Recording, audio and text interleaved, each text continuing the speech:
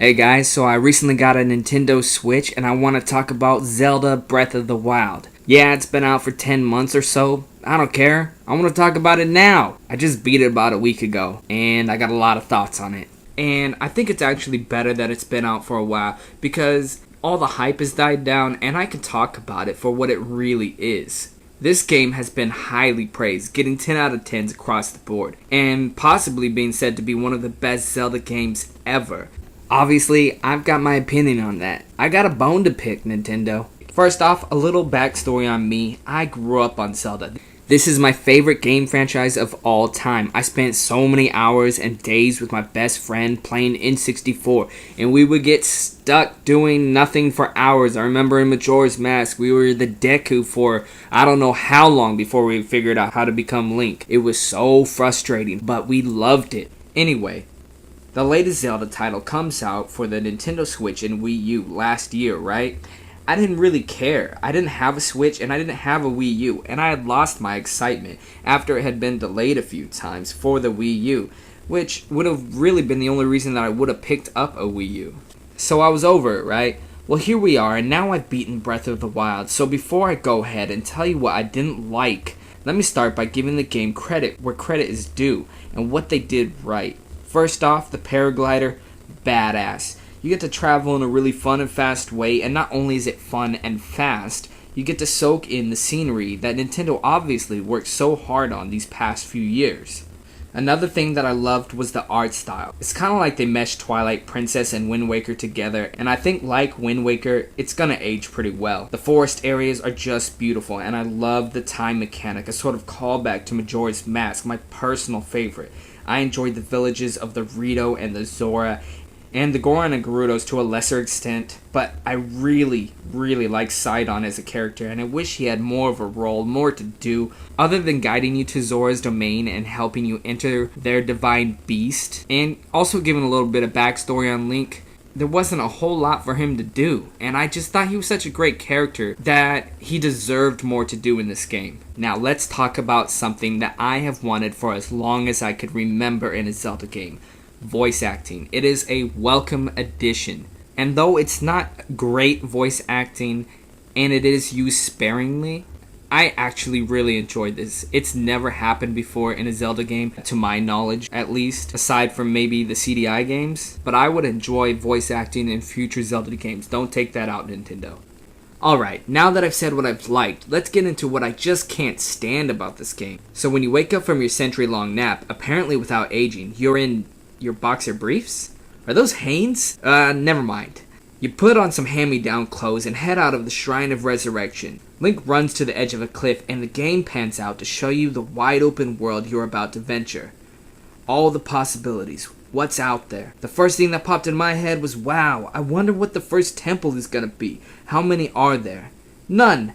Not one traditional Zelda temple or dungeon in the entire game. Are you kidding me? Instead, we get a billion same-looking shrines, which are mini dungeons involving some interesting puzzles and some lame ones, maybe an enemy or two. Anyone saying that these are a great alternative to traditional dungeons, I just don't see it. Please explain it to me. The reward is exactly the same every time. You may find a weapon that'll break anyway, and it's not even exclusive to dungeons. You can get them off of other enemies. And your other reward is a spirit orb, which takes the place of heart pieces. So you need 4 of them. You can trade them in for 1 heart or 1 piece of stamina. This makes shrines a chore. Solve the puzzle, find a weapon if you want, talk to a monk, and what do I get? Another spirit orb. Gee, thanks. You shouldn't have. It sucks the fun and wonder right out of Zelda. I love going into a new dungeon and wondering what badass item I'll get. A better shield, a hook shot, a map, a boomerang, or something totally new. Nintendo, do you know what makes the puzzles in your temples and dungeons interesting? It's not just the puzzles. The puzzles offer a mental resistance to your goal, which is the next area or the next item or the next boss to fight. And the enemies offer a physical resistance to your goal, which is defeating the main boss and conquering that dungeon. Without those things, the puzzles alone are just uninteresting and unrewarding, especially when you know what you're gonna get at the end of each one. So other than the shrines, there are the 4 divine beasts, and I thought, okay, yeah, a real dungeon. Nope. They are a huge letdown, and they are so repetitive. You find a person in each village near whatever divine beast you intend to conquer. They help you enter, and you find 5 terminals to activate, with some puzzles thrown in, but no mini-bosses at all. Each divine beast has a similar mechanic to rotate the room to access different areas. There's no theme to them. They all have the same aesthetic. There's no enemies for resistance. The only interesting thing about the divine beasts is that they have the 4 champions that fought 100 years ago against Ganon and lost, and Link was a part of that champions group. It's explained in the backstory, which is, I'll touch on that. It's not done very well. So basically, you activate all these terminals, and then you fight the boss. And each boss is a derivative of Ganon. A Wind Blight Ganon, a Thunder Blight Ganon, Lightning Blight Ganon, I guess, Water Blight Ganon, and Fire Blight Ganon. Okay, why are we fighting Ganon 4 times, and then you fight Ganon at the end? I don't understand. They all pretty much look the same. They may fight a little differently. They're not challenging at all, by the way.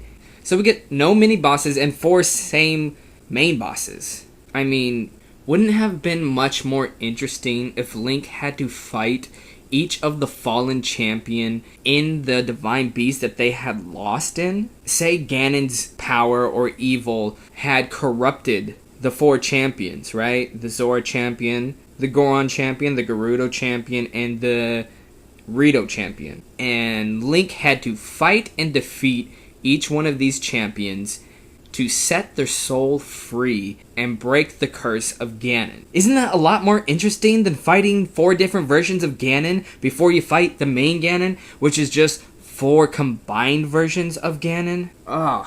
And then there's the Champions Ballad DLC, where you basically just fight them all over again, but not before doing a bunch of fetch quests. The only good thing that came out of that DLC is when you finally fight them all over again, you get to go up against one last Divine Beast. And that Divine Beast resembles a traditional dungeon more than anything else in the entire game. I actually enjoyed that one. It wasn't a traditional dungeon, but it was close. And you get a real boss fight at the end of it, a unique boss fight, one of the monks, right? And it is just intense, and it's hard, and it's tough, and I thought, why couldn't the rest of the game be like this? This would have been great. Even say they didn't add any mini-bosses, but you got a unique final boss at the end of each Divine Beast, and not just a derivative of Ganon. It was refreshing. I thought, wow, this is amazing. This is what they could have done. And then, of course, you get the motorcycle that basically you've beaten the whole game. So you give me the cool vehicle to drive around Hyrule after I'm all done with everything. It's kind of bittersweet, but it's still cool. I use it. Okay, so another thing that I really, really want to touch on is the lack of story. There's no good story in this game. It felt like the good part of the story took place before the game ever takes place, 100 years in the past, where Link fell and the champions also fell. I really enjoyed the Goron, and I liked the Rito. He was kind of a jerk. I actually thought he was kind of funny that he didn't like Link. I was kind of annoyed by Zelda. I guess maybe it was just the voice acting and the unnecessary English accent. I don't know why she has an English accent. So basically, you get these stories in bits and pieces of flashbacks, and you have to go find these areas, right? And you'll see it glowing yellow, and you walk up to it, and then Link has a flashback of him and Zelda, and then that's kind of how you piece the story together. But you can find them in any order, so it's real tough. Like, they're not that long. They don't really flesh out any of the characters very well. I just found myself really wanting to interact with the Goron champion and the Zora champion and the Rito champion. I didn't really care about the Gerudo champion, but I was like, why couldn't the game be placed 100 years in the past, where it seems like most of the story takes place? So people have been complaining about Zelda being very linear and that the formula had gotten stale. And yeah, I really didn't mind that they changed up the formula. I was off put. I was pretty damn disappointed when I broke open a pot and nothing came out, and I cut grass and there was no rupees. But you know what? I did like a few of the things that they did. I did. I didn't mind that they changed the formula, but they changed it just a little too much, and it didn't feel like Zelda. It was lacking the heart of Zelda, and it was lacking a great story. That's why I play Zelda games. I love the story. They always tell a great narrative. But in this game, all the fans had complained about the story being so linear, and I really don't know why, because now you get a non-linear game. Are you happy? They can't tell a cohesive story with a non-linear game. It's just it's not impossible, but it's very difficult, because certain cutscenes are activated by certain actions in the previous games, right? So they know when you're going to go somewhere and get something, so they can line up the story so that it makes sense. But if you can do anything at any time in whichever way that you want, how can they tell a good story? That's why they copped out and they made it flashbacks. And everybody knows that flashbacks is the laziest form of storytelling next to just plain out narrating. And I was very disappointed. Honestly, after I beat this game, I didn't remember anything. There was nothing memorable. You go out of your way to find these shrines, and then, I went to the ancient ruins, or the Forgotten Temple, I think it is, and you beat all these enemies, and it's real tough, and you get to the end, and there's a shrine. Oh, great. Thanks. Good thing that I went through all the trouble to defeat all those enemies, break all my weapons, and get to the end to find a shrine where I get a spirit orb. Thank you. No. Don't give me like an awesome armor gear or an unbreakable weapon, a new item, anything. Give me a spirit orb. I really liked it. That was really worth it. Thank you. I just found myself avoiding the shrines after I had activated enough so that I could teleport where I needed to go. I was done with them. I don't even bother with them. I have enough hearts, I have enough stamina. That's the other thing. I thought that I was going to have to boost myself up for the final Ganon battle. I didn't have to do anything. I was fine. I could have went in with less hearts and less stamina. I didn't have to do all that. You know how I decided to fight Ganon? I ran out of shit to do. I was like, this is literally what I said out loud to myself, by myself in my room. I said, I guess I'll go fight Ganon now. That's not a good indication that your story in your game is compelling. So, you go up to Hyrule Castle and you climb through some stuff, you beat some guardians, and you stumble into the castle. I didn't even know that was where I would meet Ganon. It was just like kind of by accident. I thought there was more to it, but no. Ganon drops down and you're like, that's Ganon? He's been like a big floaty smoky pig going around Hyrule Castle for the whole game, and now he looks completely different. Okay, alright, fine. It looks like a big scorpion spider thing. He doesn't talk, he doesn't say anything to you. There's no confrontation there, In the past, Ganon has been a lot better of a villain, He's been a good antagonist, but in this one, he just drops down. Okay, it's time to fight. Let's fight each other. Why are we fighting? Because I'm evil. Why am I evil? Because I want to be evil. Like, they don't give Ganon any motivation other than he's just evil. It's really sad. So, you fight Ganon, and it's just easy. I just spammed him. I spammed the hell out of him, right? With all the Divine Beast powers that you acquire. After beating each Divine Beast, you get a power. I didn't mention that. So, basically, I just spammed the hell out of him with my Master Sword, which the Master Sword is optional in this game. How's the Master Sword optional if it seals away the darkness? Gee, okay, never mind. I'm not gonna go off on a tangent on that one. Anyway, so I just kicked his ass with the Master Sword and spammed him with all the moves that I got from the Divine Beast. Oh, and in the first place, when you defeat the Divine Beast, I don't know why you wouldn't. Basically, they all attack him at once before you even get to fight him, and they cut his health in half. So already he's half health. You just kick his ass real quick, and then he turns into his final form, Dark Beast Ganon, basically a big pig in the middle of a field. And that was a joke. I mean, he has one attack, and if you get hit by that, if you get hit by his attack, then you're a terrible gamer, because he doesn't move. He doesn't even face you. He just fires a laser beam out of his mouth, and you could walk past it. You're not going to get hit. And then Zelda hands you a light bow, and then there's these big yellow targets on his body. You hit the targets, and then you shoot him in the eyeball, and he's dead. And then Zelda takes care of him after that.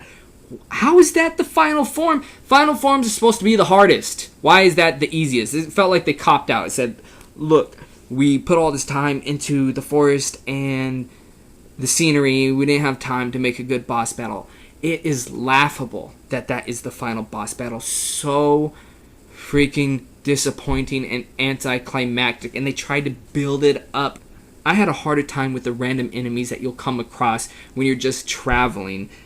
Like the Lizalfos, yeah, when you first start out, you get your ass kicked by them. You know, there's harder enemies just traveling around. You know what I thought that they should have done, honestly? I thought that they should have placed the game in the past, right? Where the story takes place. You fight there, you fight Ganon in his prime form, and you fail. Zelda seals him away, and the game ends with you being put in the Shrine of Resurrection. And then, boom, it ends. And then they make a sequel, and the sequel could have been this game. Can you imagine how angry Zelda fans would be? That's a terrible idea, but I think it would be cool. Look, the game is not a bad game by any means. Everything that I'm saying is out of love. I hold Zelda near and dear to my heart, and I just want it to be as good as it can be. I love Nintendo, I grew up with Nintendo, and I'll always play Nintendo games. Alright, so just like anything else, this game receives a grade, and I'm gonna go ahead and give it a C+. It wasn't terrible, but it's just not as good as people are saying.